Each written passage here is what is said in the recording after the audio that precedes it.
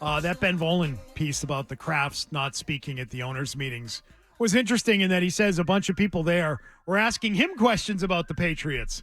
What's going on with Belichick? They can't really fire Belichick, can they? Do I need to cover the Patriots' last game of the season? A national reporter wondered.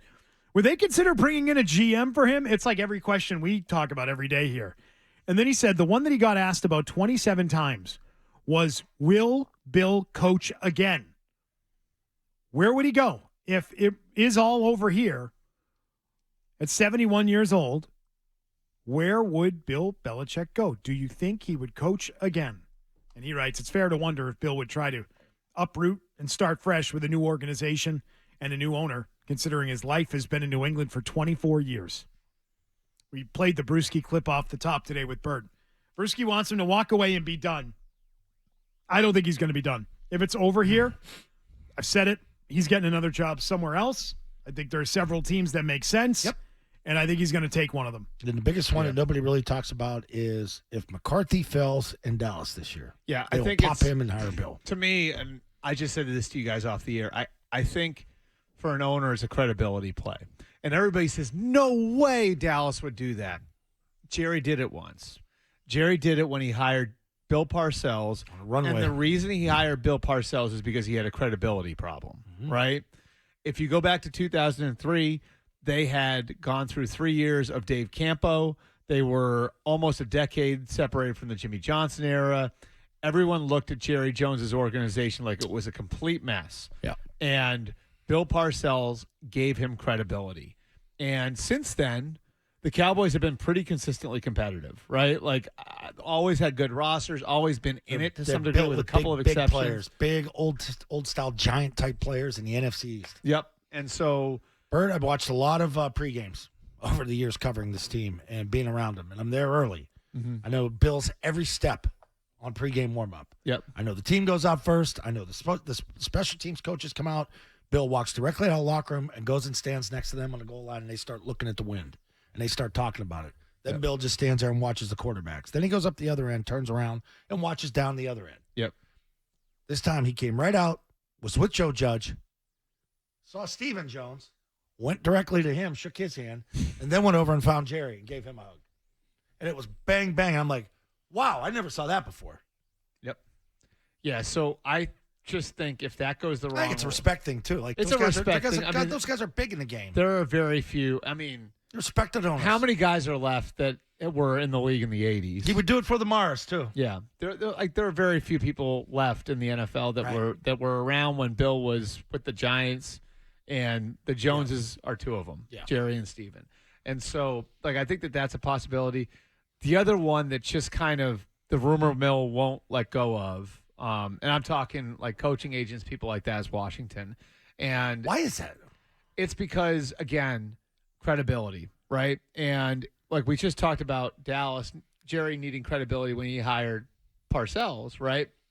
Well, if you look at some of these over-the-top roles, right, like the football czar role that Bill Parcells had in Miami, that Tom Coughlin had in Jacksonville, that Mike Holmgren had in Cleveland, those are also credibility things, right? Yeah. So Al Lerner hired Mike Holmgren in Cleveland, and that was the very end of his ownership before he sold the team, because the Browns have been terrible since they came back into the league. And then in the other cases, you had two new owners, right? In Stephen Ross, brand new with the Dolphins, hires Bill Parcells because he needed credibility.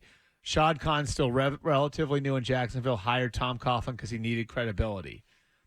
That's Bill's value now.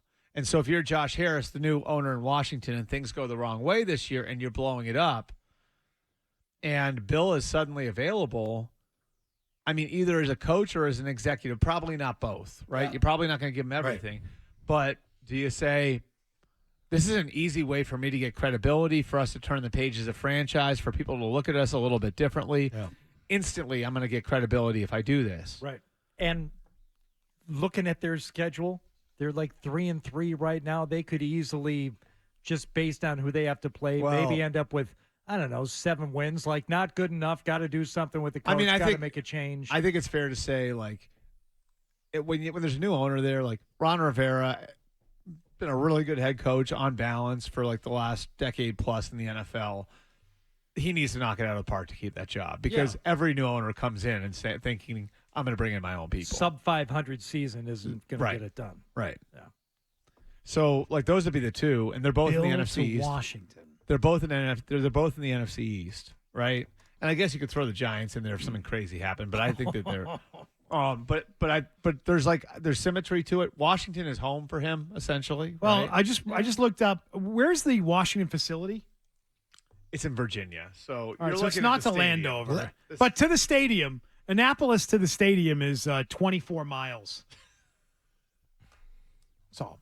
Blue crab, baby. Blue crab. they're in. Does he like Annapolis? Yes. Oh. They're in Ashburn, Virginia. Does he have a which is library way there? further away. Huh? Oh, does he have his own library there? Yeah. Distance, that's 70 miles from You like Annapolis. apples? But to it's this doable. facility. It's doable. Well, let's just say this: he'd have no issue spending his weekends in Annapolis. Yeah. He could have, Ahoy. his boat over there. And they're going to be Yeah. building a new facility too, so he could have an. Oh, influence maybe on he where could they- have some input on where they put that. Yeah, maybe it'll be in Annapolis. His own Taj Mahal. That's right. His own the facility that he gets to design. Weight room and all. Well, actually, like that's an interesting point because of like all the stuff he said about the Raiders, where it's like, all right, this new owner is coming in, he's going to build a new facility, new stadium. I'm going to have input in all of that. That's actually like a relatively interesting point. Yeah. Jimmy in Dallas. Jimmy. Hey, fellas, a couple of things, and thanks for taking my call, and thanks for 98.5 for being on the net so I can listen in Dallas. First thing for Bert, when do we cut the head off the snake? This is all Kraft's fault. It's all his fault. He hired the coach. And number two, I wanted to honor Zoe. I was reading a poem that was written by Scott Zolak a decade ago Friday. It was the greatest call I've ever heard in football history. I appreciate you guys. Thanks. Thank Are you you. talking about like? Who's the snake? I think it was. You saying the like head? fire and craft? I'm sorry, you can't fire the. I think He's that's the one what that hired was. him, Bert. Yeah, and he brought him six. Just for what it's worth, whether Bill was the right. major component or half or even less than half, it was a pretty good run with Bill as your head coach. Oh, and Robert Kraft. I mean, 13 AFC title games? I do trust Robert Kraft. 7 Super Bowls? I do trust Robert Kraft to hire 8. a good coach. 9 Super Bowls. He's hired two coaches, Pete Carroll and Bill Belichick. Right, like two guys who are, and two like relatively unpopular hires, right? Like that are both going to wind up in the Hall of Fame. Yeah, I mean, probably in the Pete College Carroll Hall. ended up not being a good hire for this team at that time, but But he was- saw something that was obviously there. right.